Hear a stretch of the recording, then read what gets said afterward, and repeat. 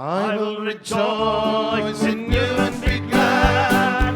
I will extol your love more than wine. Draw me after you and let us run together. I will rejoice in you and be glad. I will rejoice in you and be glad.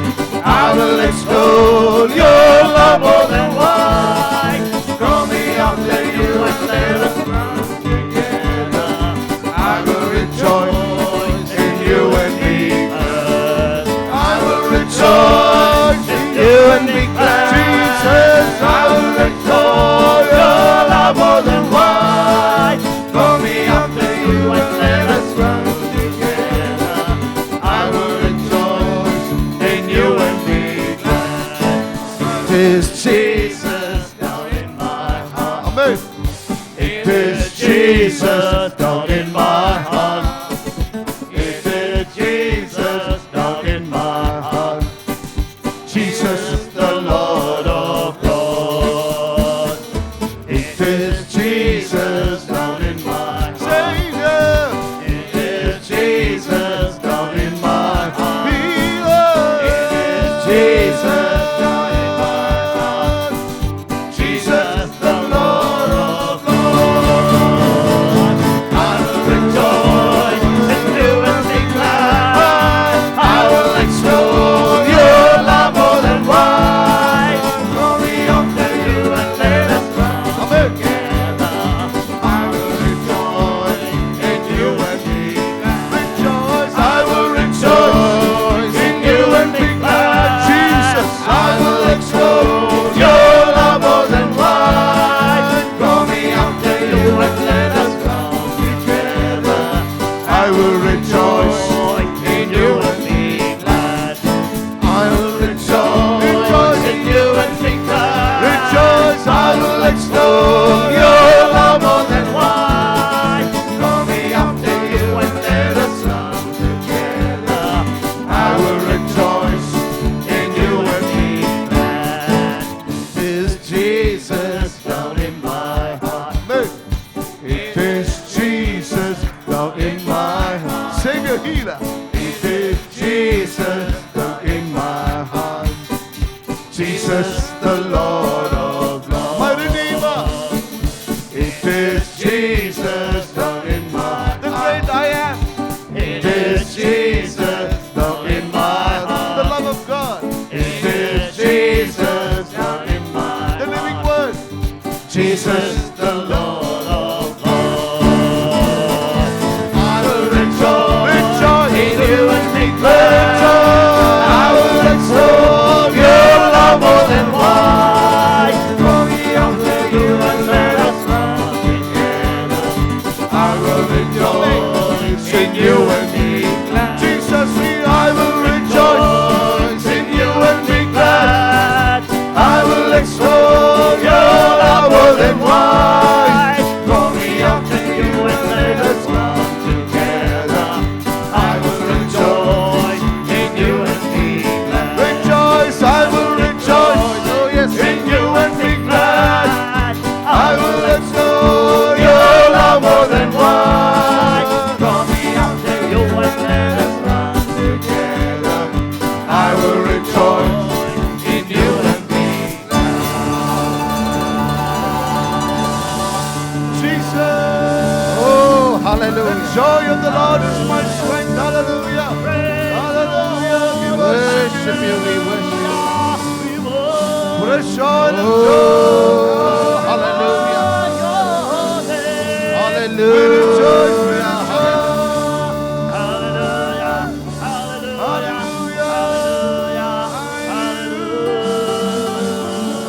Praise you, Jesus. I will rejoice. Amen. Amen. And be glad. Amen. That's a choice I make. Amen. I Amen. have an amen. Amen. That's a choice I make. Amen. You can choose life, you can choose death. You can choose blessing or a curse. Moses, the man of God, said it in Deuteronomy chapter 30. He said, behold, I lay before you life and death, blessing and cursing. Choose blessing. Amen. Choose life. Amen. That you may live and your children after you. Amen. Amen. Hallelujah. Hallelujah.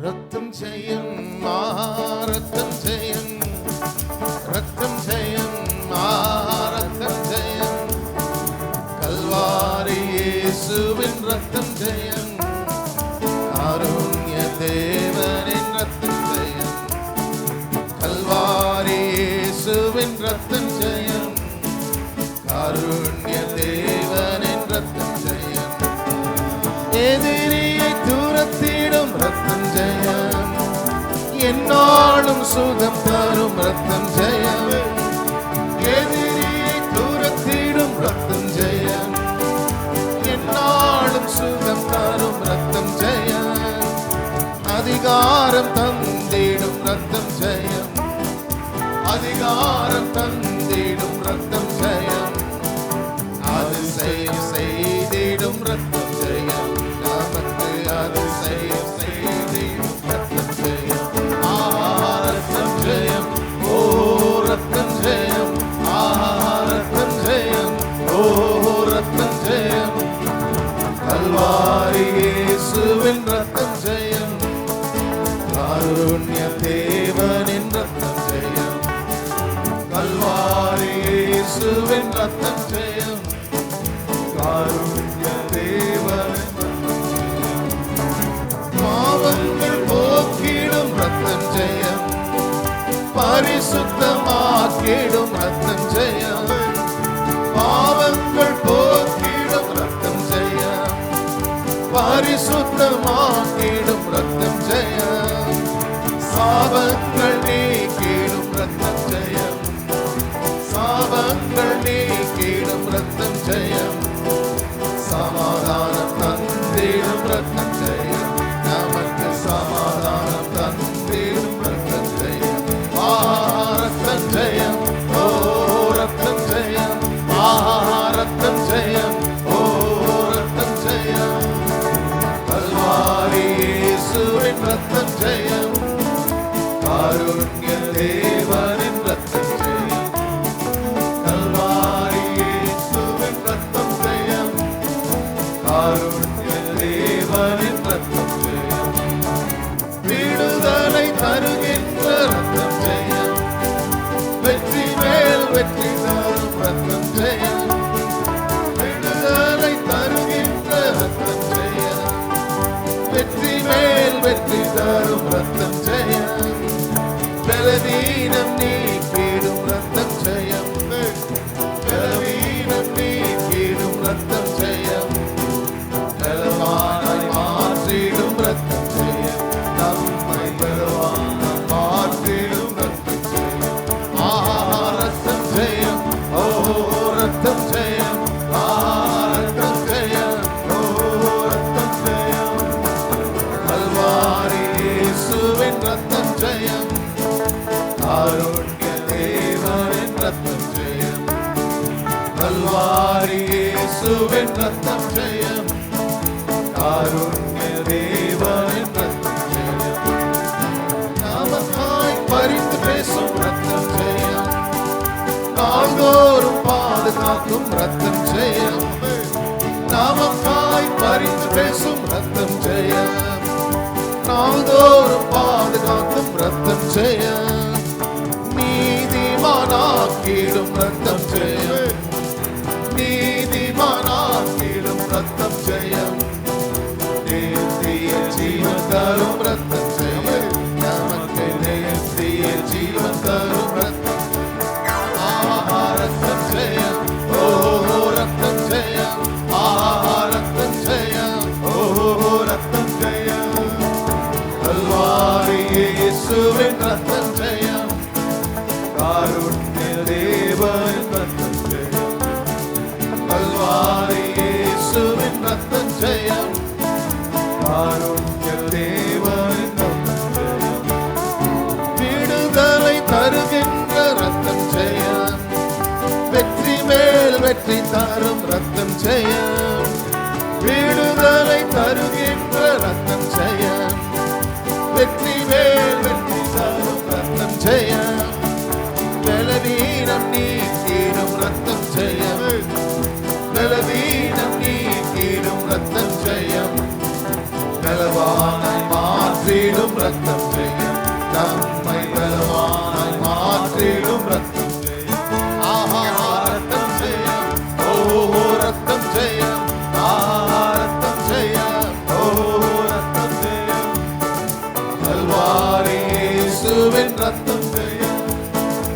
കാരുണ്യ ദേവൻ രക്തം ജയം Calvary യേശുവിൻ രക്തം ജയം കാരുണ്യ ദേവൻ രക്തം ജയം തിരിവിனை നീക്കിடும் രക്തം ജയം പിളവുകൾ പോക്കിடும் രക്തം ജയം തിരിവിனை നീക്കിடும் രക്തം ജയം പിളവുകൾ പോക്കിடும் രക്തം ജയം ഓ പുറവാക്കിடும் രക്തം ജയം ഓ പുറവാക്കിடும் രക്തം ജയം ഒരു മനമാക്കിடும் രക്തം ജയം നമ്മை ഒരു മനമാക്കിடும் രക്തം ജയം രക്തം ജയം ഓ രക്തം ജയം രക്തം ജയം ഓ രക്തം ജയം കൽവാരി യേശുവിൻ രക്തം ജയം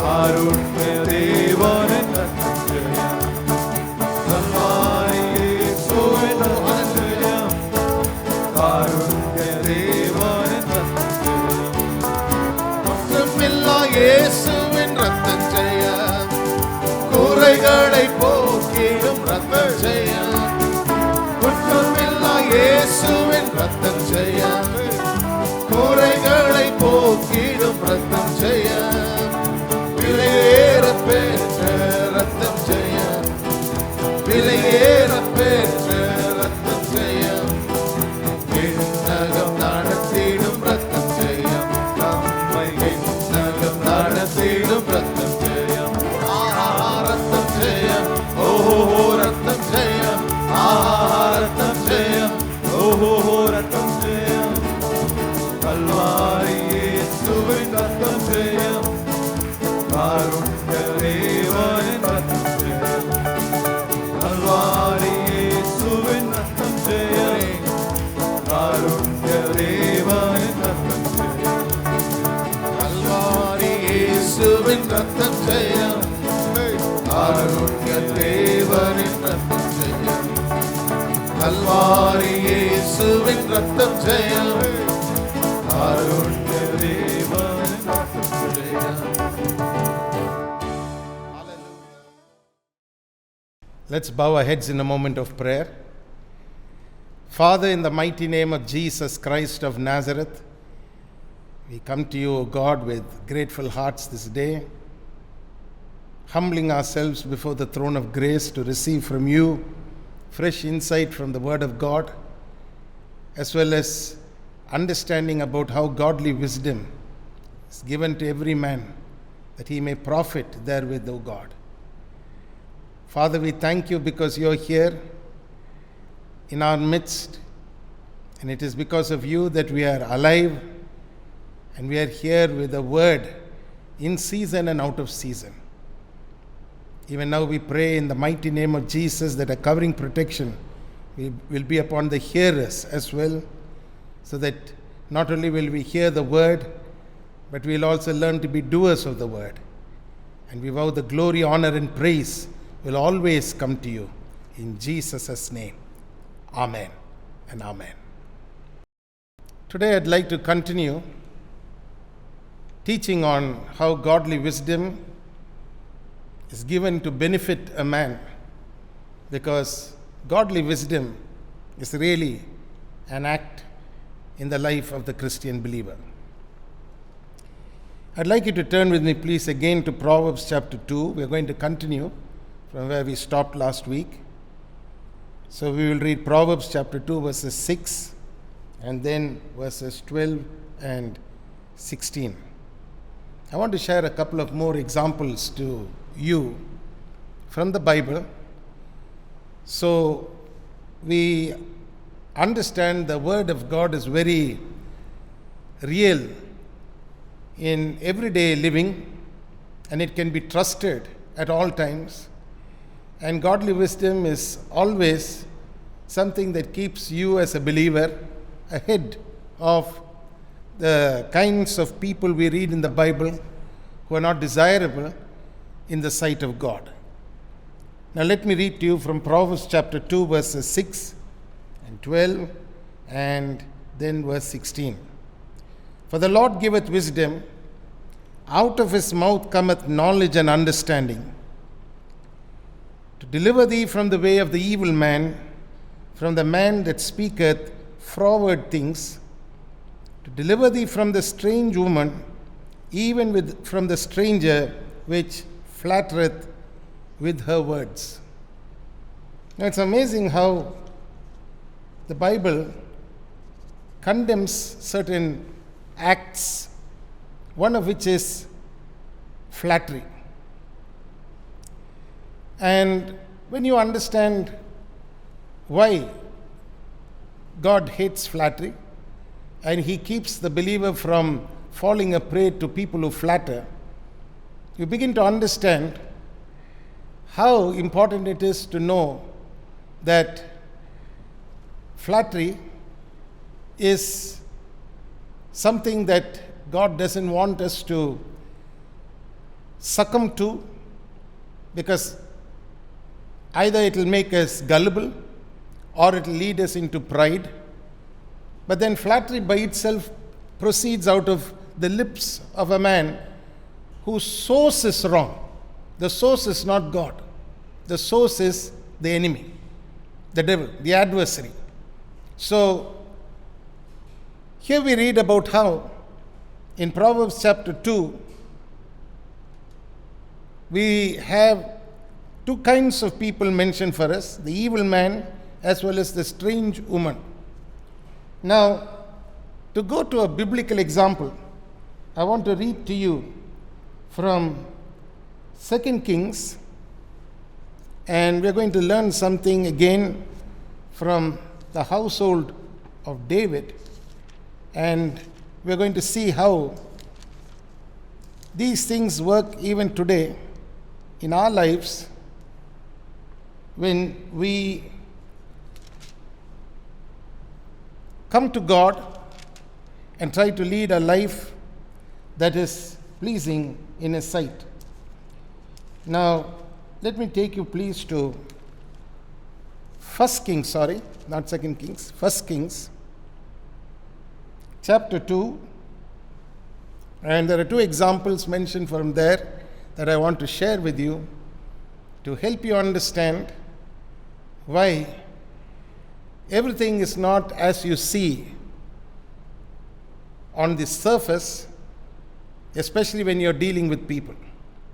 That's why we need godly wisdom for end time living. If you ask me, you need godly wisdom for everyday living. Now, 1 Kings chapter 2, and I'm going to read to you from verses 1 onwards. Now the days of David drew nigh that he should die. And he charged Solomon his son, saying, I go the way of all the earth. Be thou strong therefore, and show thyself a man. And keep the charge of the Lord thy God, to walk in his ways, to keep his statutes, and his commandments, and his judgments, and his testimonies, as it is written in the law of Moses, that thou mayest prosper in all that thou doest, and whithersoever thou turnest thyself. Now, before we move a little further in our reading, I want you to circle the word prosper in all that thou doest. I encourage you, if you're reading your Bible with me, to have a highlighter with you so you can highlight these words, so words don't cause us to stumble. Today we have a lot of people who stumble over words. But the Bible freely uses certain words because these words were meant to bring and produce righteousness rather than unrighteousness. Today people use the word prosper to liken an unrighteous man and his deeds and his accumulation of wealth as something that is to be envied. And that's where the mistake arises, and that's where the problem arises. But the word prosper, when used in the Bible, always has to do with coming from God's word. That means a blessing that proceeds from God's word, a blessing that proceeds from obedience. If you are obedient and willing, you will eat the good of the land, is what you read in the book of Isaiah. So, when you read verse 3, this the wonderful advice given from David to a young Solomon. And not only is he telling him to be a man, to grow up, not to be a child, which is something that we need to be learning from, because that's also another piece of good advice that parents need to be talking to children about as they grow up and mature, that they are no longer children, that they shouldn't behave like children, they need to behave like men. And then he says, your prosperity must be linked to the written word. To Solomon, it had to do with the law of Moses. But it was all linked together with God's ways, his statutes, his commandments, his judgments, and his testimonies. 5 things. So you can write close to that word. 5 things related to the word. And all these 5 things begins with the first one, which is his ways. Now, to understand God's ways, you need to understand the mind of God. You need to understand the word from the mind of God rather than the word of God from the minds of men.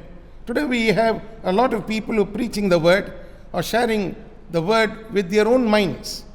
And they're trying to interpret the word of God to us. Rather than interpreting the word of God to us, which I've already dealt with some time ago, and why it's flawed, it's far better to receive revelation from the Spirit of God, from the word of God, that will lead us in the path of righteousness and in the ways of God. So, to walk in his ways is to keep his statutes, keep his commandments, his judgments, and his testimonies. So this is the advice that David is counseling or giving to Solomon. That the Lord may continue his word which he spake concerning me, saying, if your children take heed to their ways, or to their way, to walk before me in truth, with all their heart and with all their soul, there shall not fail thee, said he, a man on the throne of Israel. Now I wanted to highlight that word, to walk before me in truth. Now truth is the opposite of flattery. Because flattery always proceeds from a heart of a person who's living in falsity. A heart that has rejected truth is a heart from which words of flattery proceed from. That's why the Bible tells us that godly wisdom will keep us from the mouth of such people.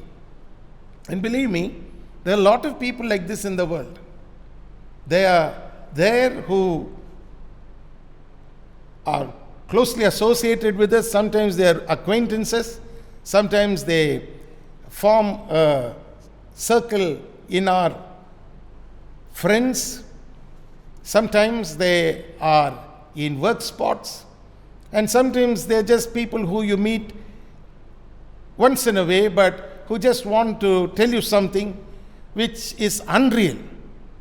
Now, God doesn't like a person who walks before him to be unreal. He wants a person who walks before him to walk in truth. And to walk in truth, you need to be a person who's walking in the Word of God. That's why the Bible says, Jesus said, when somebody asked him, what is truth? He said, the Word is truth. I am truth. Remember what Jesus taught? He said, I am the way, the truth, and the life. And he is the living Word.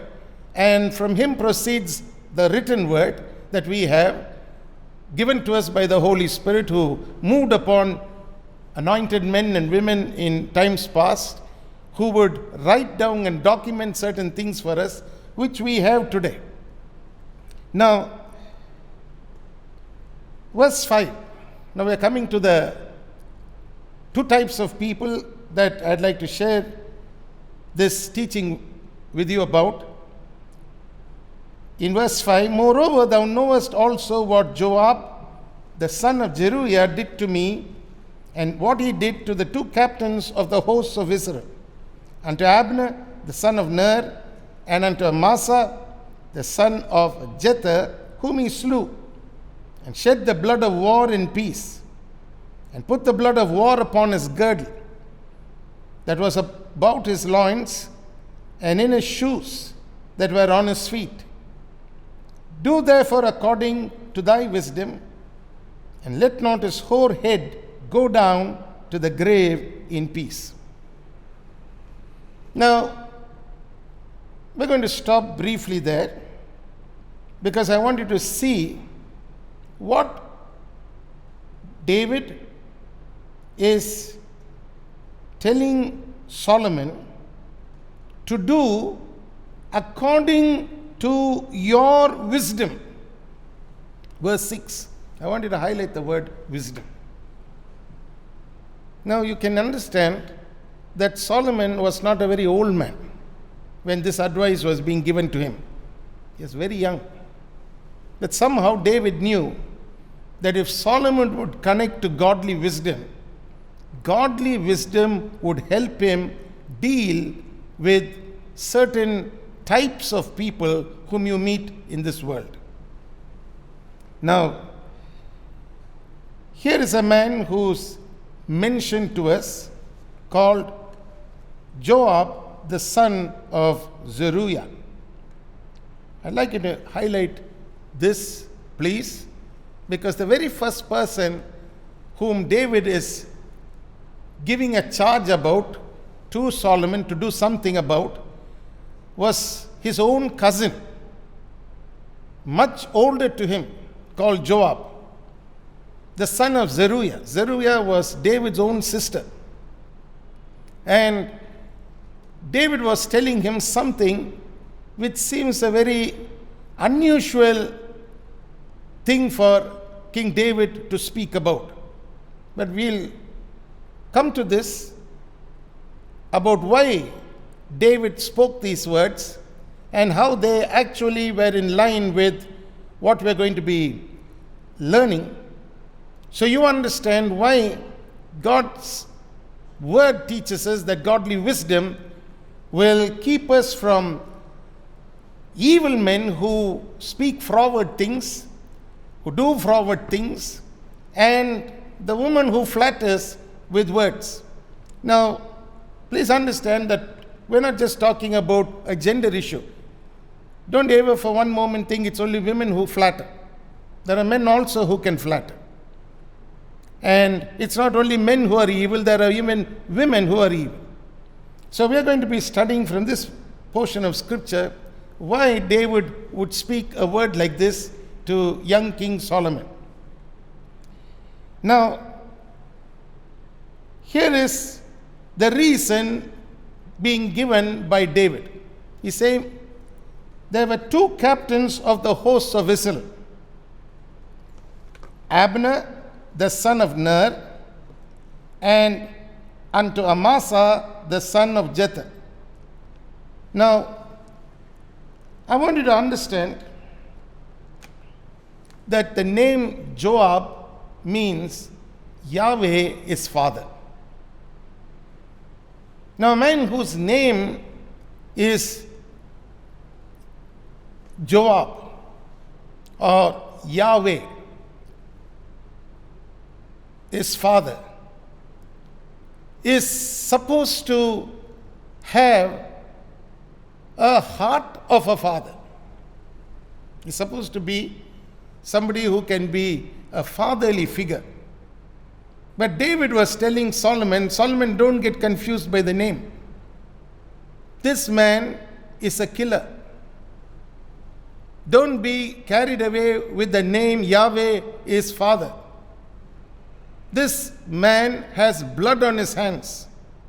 He killed two captains of the hosts of Israel. And he names the two men, Abner, the son of Ner, and unto Amasa, the son of Jether. Now, a little bit of the background of these two men. Abner was from the house of Saul. He was from the tribe of Benjamin. And he was someone who was heavily supporting the lineage of Saul after the time of Saul. And Amasa, the second man, was also a very bold and strong warrior who joined himself with Absalom, and he followed Absalom. Now, these two men, we know from reading the scriptures, had a problem with David, but nevertheless, they humbled themselves and came to make peace with David. When you read the scriptures, you will read about this, and you will see how these men came to David to make peace with David, to make a covenant with him, and to surrender not just their forces, but to come to work for David. Now, these were valiant men, but they were also loyal men. And when they found that God had indeed showed himself strong on behalf of David, they were willing to submit to the lordship of David. So these two men were men who were coming with that intent in their heart. But in the mind of Joab, and this is a mindset that is very troublesome, Joab always felt that these two men didn't deserve to live. In other words, even though Joab fought the battles of David, he was utterly loyal to David. There's not one place where you see that he joined the enemy to fight against David. The Bible tells us, in his mind's eye, he believed he knew more than David. He always believed that he could take a decision independent of David. That means he felt that if David was making a mistake, he had the right to rectify that mistake. And in his mind's eye, he believed David was making a mistake about coming into a peace agreement with these two generals. Now, I want you to understand the mind of Joab a little bit. Joab always felt he knew more than David. And sometimes you meet characters like that in our own lives. Sometimes they feel they know more of the word than you know the word. And even though they happen to be people close to you, they take decisions which are totally contrary, especially when you're involved in a decision taking. They contradict their actions by taking an independent decision, and they move away totally from what you are trying to do or say. And all this is based on their thought pattern, which is that they think they know more than you know. Now, if you look at it in the New Testament, we have another character like this in the Bible who's named Judas Iscariot. Remember, Judas always felt that Jesus was making a big mistake. He always felt that Jesus had much more reasons to be in the political arena than in just the spiritual arena. And he totally believed in his heart that if he would only push Jesus into a corner and orchestrate a situation in which people who were in power would come to forcibly take Jesus, then Jesus would reveal himself and he would show himself as the king of Israel and the ruler of Israel, and thereby fight against all forms of oppression and oppressive forces that were trying to rule Israel at that time, and especially the region of Palestine at that time. Now, when you read the scriptures in 1 Kings chapter 1, the Bible says this man killed Abner and Amasa. That means contrary to the peace treaty made by David, who was king. He was not just the general, he was king. And these men, now remember, David was in his right mind. Not only was he in the right mind, but he had the anointing to be king as well. So when Joab stretched out his hand and killed these two men, what he unknowingly did was to bring blood upon his head and upon his entire family. Sadly, that blood stain would not be removed till, according to what David said, Solomon dealt with it in the wisdom of God. So I wanted to highlight the life of Joab as a lifestyle that was contradicting the life of an actual obedient, faithful, loyal general to David. Now, this was not the only two places. In fact, when David specially told the ones who were chasing after Absalom, and Joab was one among them, he said, "Don't kill the young man." Joab went ahead and killed Absalom. Now, whether he was right or whether he was wrong can be debated. But the one reason you need to understand is, here's a man who's independently making decisions because he believes that the man on top is not actually knowing as much as he knows. And unknowingly, he brings upon himself blood guilt into his family or into his life. And now David is reminding young Solomon about his cousin. He's quite old. He's a valiant man. The Bible doesn't tell us in any place that Solomon was ever involved in any long-term battles or war campaigns. That means we never read of Solomon wielding the sword by himself in any place. And yet the Bible tells us here, what we read is, David is telling Solomon not to let the hoar head of Joab go down to the grave in peace. That means he's saying, there is a blood guilt on the man. Don't take this person lightly. This person must be dealt with because he believes that any person who rules over him doesn't know as much as him. Now, was David right or wrong? That's the question that must be answered before we close. Was David right or wrong?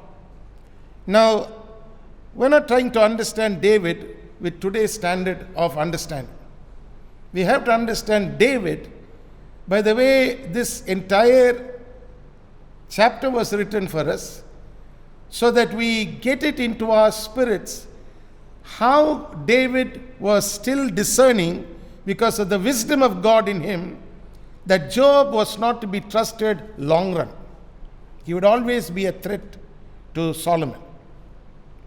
Now, when you read the scriptures, in chapter 2 itself, the Bible tells us of the fourth son of David. Now, earlier I told you about Absalom. I said Absalom was the next in line. He was the next to the throne. He was like the second son. I want you to understand that in between Amnon and Absalom, there was a son. His name was Chelub. The problem is, we don't know much about him, and he was never a strong contender for the throne.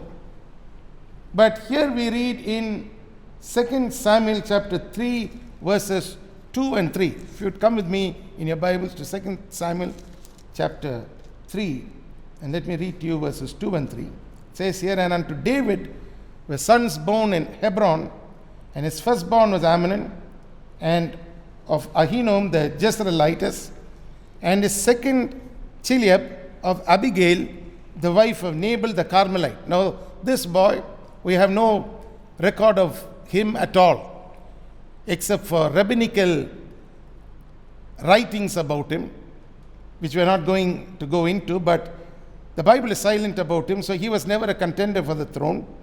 And the third was Absalom. Now it was as though everybody believed that after Amnon, Absalom was the next perfect person, because he was a person without blemish, very good looking, very deceptive in his ways. His talk was a talk of flattery, like I shared with you a little bit earlier about why flattery is not a gender issue, like evil is not a gender issue. It can happen that a man is evil or a woman is evil, that a man can flatter as much as a woman can flatter. So here we read in 2 Samuel chapter 3 that Absalom, the son of Maacah, was the third, and she was the daughter of Talmar, king of Jeshur, and the fourth, Adonijah, the son of Haggith, and the fifth, Shephatiah, the son of Abitai, and the sixth, Ithriah by Eglah, David's wife. Now somehow we see the fourth son, Adonijah, the son of Haggith, is now having thoughts of becoming the next king. Because in the way the line of ascendancy or descendancy were concerned, here was Adonijah standing next in line to Absalom. So he believed in his heart that he was to be the rightful king. And in 1 Kings chapter 2, the Bible tells us how Adonijah moves in a way that is so deceptive to try to somehow get to the throne. But prior to that itself, while we read about Adonijah here in chapter 2, we also see how he in chapter 1 of 1 Kings stole the heart of Joab, and Joab, instead of going with the mind of David, which he knew very well that David had Solomon on his mind, he wanted Solomon to become king, sided in with Adonijah, joined in with Adonijah, and were in a conspiracy to make Adonijah the next king. Now please understand, all this is happening while David is old. And here are people gathering together. Let me show this verse to you before we close, and then we'll continue studying more about this. Come with me to 1 Kings chapter 1, please. And in verse 18, we see Bathsheba coming to David, and she was the mother of Solomon. And she asked David a question in verse 18 and 19. Or let's read verse 17 on. Then she said unto him, My Lord, thou swearest by the Lord thy God unto thy handmaiden, saying, Assuredly Solomon thy son shall reign after me, and he shall sit upon my throne. And now behold, Adonijah reigneth. And now, my lord the king, thou knowest not it. And he had slain oxen and fat cattle and sheep in abundance, and had called the sons of the king. Please listen very carefully. He had called the other sons of the king, and Abiathar the priest, and Joab the captain of the host. Now, Joab didn't really work for Adonijah. Joab was working for David. But when Adonijah threw this party to make himself king, Joab, even without asking David, joined Adonijah, went along with him, and attended this party knowing that Solomon was not invited. This is something that you need to pay attention to, because if you don't pay attention to this particular place where Bathsheba is highlighting this to David, you will not understand the mindset of Joab. So Joab was not a gullible man. Joab was a very strong and valiant fighter, but he was also a very sharp thinker. He was not dull in his mind. He knew what it meant for Adonijah to be proclaiming himself as the next king.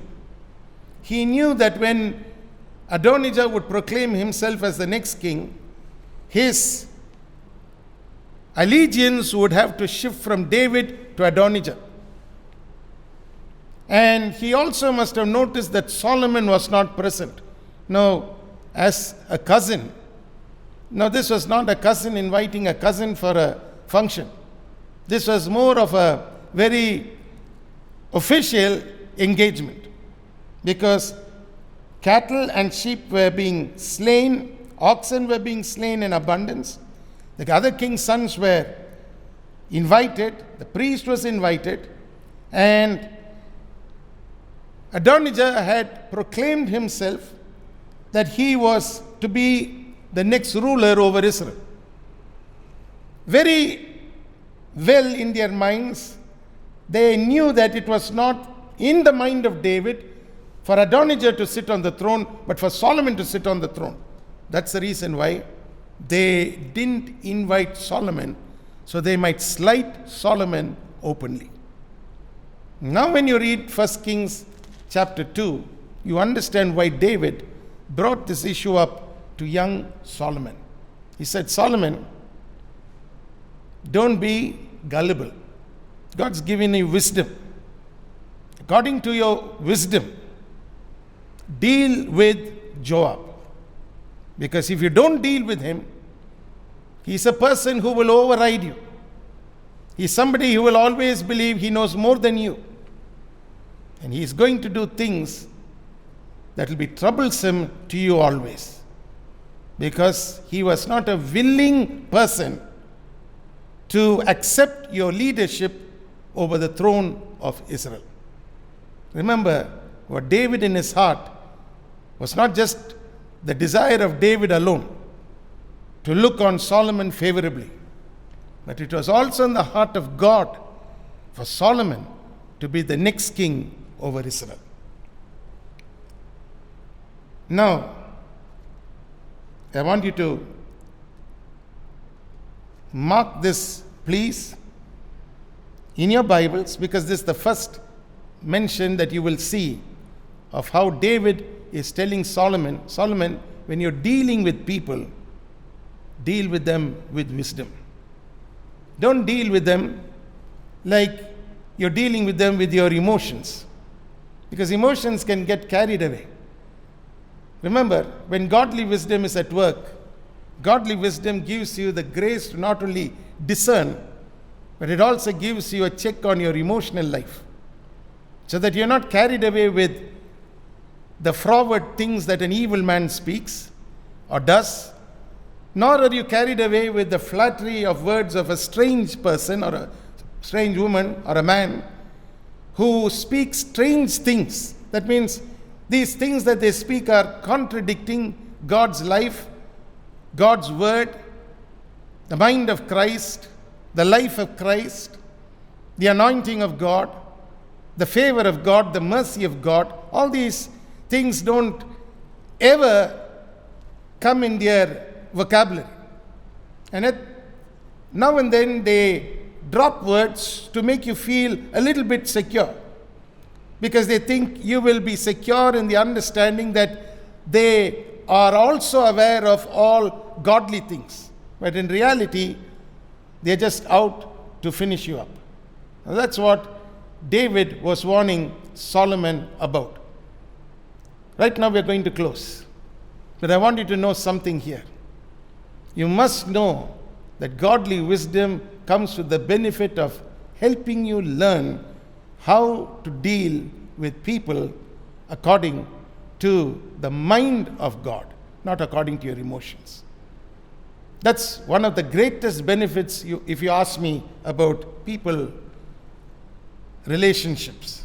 You must know that godly wisdom will show you what nothing else can show you. It will show you the depths of a person and the things that is lying in a man's heart or mind. Let's pray. Father, in the mighty name of Jesus Christ of Nazareth, we thank you for this beautiful blessing you've given us at the beginning of the month of August to look to you, the author and the finisher of our faith. In you we live, in you we move, and in you we have our being. And we give you thanks and praise. We thank you for the special anointing that is flowing even now. Oh, precious Lord, in the name of Jesus, in the name of Jesus, to destroy every kind of deceptive uncleanness that the enemy throws in the path of your people. The enemy is a liar. From him proceeds lies and flattery and froward things. But from the throne of grace, we understand righteousness and holiness and truth proceeds, O Father. Thank you for the lives of everyone who is listening to the sound of my voice and joining their faith with mine to believe for the impossible to happen in their lives, in their everyday living. May there be a special anointing that will flow upon every family, upon every individual, upon every person who is crying out to you for miracles in the name of Jesus. In the name of Jesus, the name above all names. Command miracles to happen, signs and wonders to accompany the power of the Holy Spirit that is at work even now. In the name of Jesus, sick bodies to be healed, for depressed minds to receive healing in the name of Jesus. Healing in Jesus' name. A setting right of thought patterns even right now in Jesus' name. In the name of Jesus, for every thought to be brought into subjection to the mind of Christ. In the name of Jesus. Father, we thank you for the life of God, the Zoe of God. Oh, precious Father, may that life manifest in all its fullness. Let there be miracles that will happen in people's lives who are looking to you for breakthroughs in their business, in their offices, for a restoration of incomes, oh God, that have been badly affected in the last couple of months or weeks. In the name of Jesus, we pray that that restoration will come. In the name of Jesus, for your glory. You're a God of abundance. You said, I came to give you life and life in abundance. May they enjoy abundance. May they know what abundance means when they enjoy it the kingdom way, O Father. Not the natural way, but the kingdom way. In the name of Jesus, that there be no lack in your people's lives. That there be promotions that will come through, favor that will flow, setting right of things that have been broken, and the breach will be healed in certain people's lives. Oh Lord, I know that there are people listening right now who have a breach in their heart caused by some circumstance that they have gone through. May the breach be healed in Jesus' name. In Jesus' name, let that breach be healed. And let the blessing of God continue to flow again.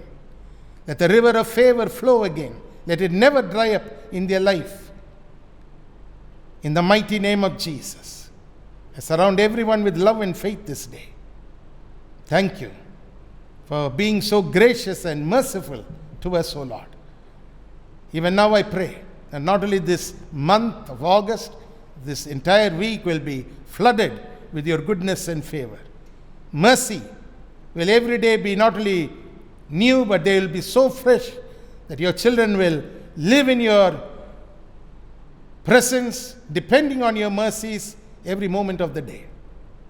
Walking by faith and not by sight. Thank you, Father, for the special anointing that's upon the church and upon every member of the church and upon every individual who have given their hearts to Jesus and who believe that there's nothing better than living for Jesus in these days. We thank you and we worship you. We surround everyone with love and faith this day.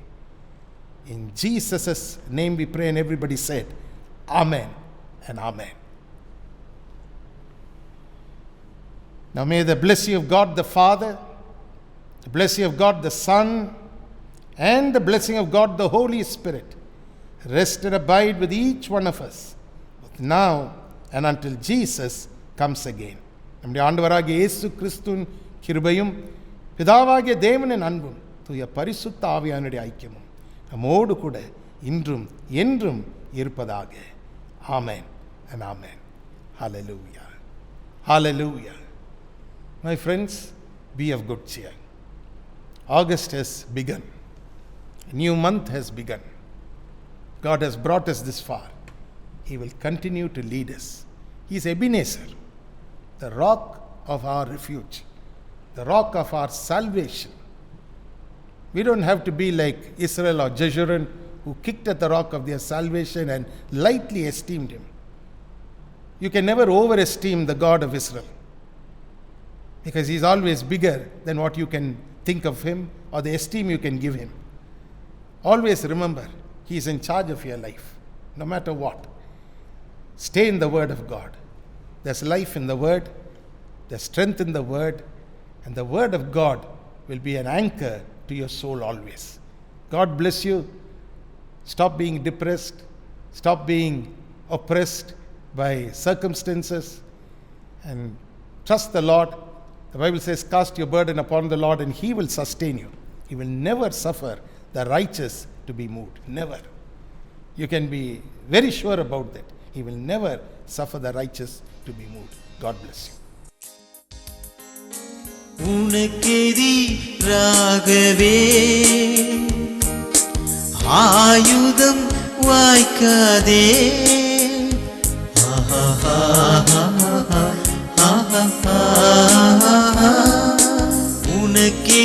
உனக்கெதிராகவே ஆயுதம் வாய்க்காதே. உன்னை அழைத்தவர் உண்மை தேவன், அவர் தாசர்க்கு நீதியவர்.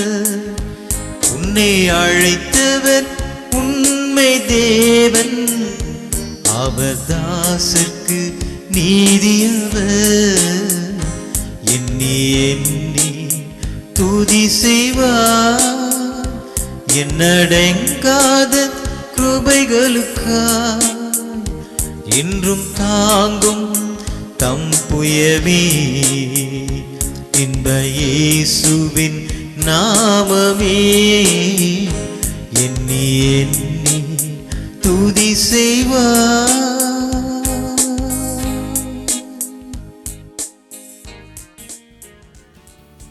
Make sure you don't miss receiving our free monthly newsletter, The Pulpit, which contains a 4-part teaching series on various Bible topics that will help you live in victory. You can read it online by going to christchapel.in and click on eBook Library, where you will find all our newsletters available. To receive a physical copy of Pulpit, you can go to christchapel.in and click on Join Now, and fill in your complete postal mailing address along with your contact mobile number, and we will be happy to send it to you free and postpaid.